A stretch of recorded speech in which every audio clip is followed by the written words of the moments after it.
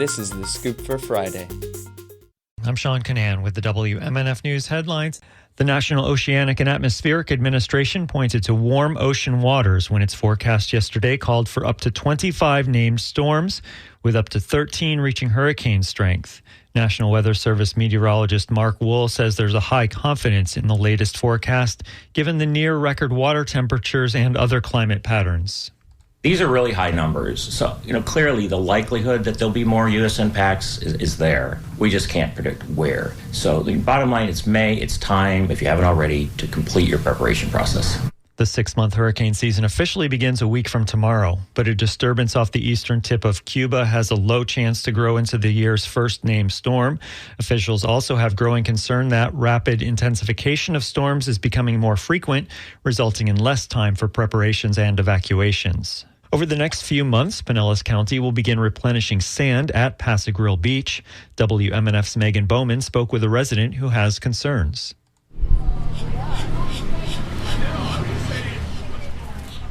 Jan Martin goes to the beach often. She was drawn to the crystal blue water and bright sunshine. That's why she relocated there in 2020. But soon, the county will shut down sections of the beach to refill sand on the eroded shoreline. Probably not a good idea, because you're going to have to do it again, because it'll go back out. In 2014, a renourishment project widened the beach to about 165 feet. Now it's probably about 20 feet wide, even narrower in some places. John Bishop is the county's coastal management coordinator. We need to try to get as much protection out here as we can prior to the next storm season. This is supposed to be a very active storm season. He says it's vital to get sand on the beach to protect the coast against the next big storm. The project begins on June 3rd. Megan Bowman, WMNF News in St. Pete Beach. Yesterday, a federal judge appeared to have second thoughts about the scope of a preliminary injunction he issued a day earlier that blocked part of a Florida law to crack down on undocumented immigration. The judge initially applied his injunction statewide, but yesterday he issued an order that said, on, quote, further reflection and given the national conversation taking place in both the legal academy and the judiciary concerning the propriety of courts using universal injunctions as a matter of preliminary relief, we now invite further briefing on the proper scope of the injunction. Tampa Electric and its Canadian parent company, Umira, gathered for their annual shareholders meeting yesterday. WMNF's Chris Young reports that on the same day, concerned TECO customers and community leaders met to discuss the impacts of energy costs and rate increases. Around 25 people gathered at a senior apartment complex near downtown Tampa before the shareholders meeting. Representatives from the NAACP, Food and Water Watch, and more were in attendance.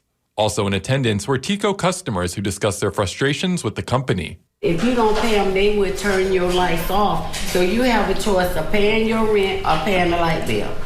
You got a choice to make. Tampa Electric wants to raise rates for residents next year. According to the Tampa Bay Times, a typical household would be charged at least $200 more than what it's paying now. One TECO customer says her lights were cut off. She got the situation resolved the same day, but was still left worried. It was just a really bad experience. I'm a single mom. I have 3 kids. Governor Ron DeSantis signed a bill deprioritizing renewable energy in the state last week. For WMNF News, I'm Chris Young in Tampa. Donald Trump and Florida Governor Ron DeSantis are signaling to major Republican donors that they're putting their rivalry behind them after a contentious and often personal primary fight.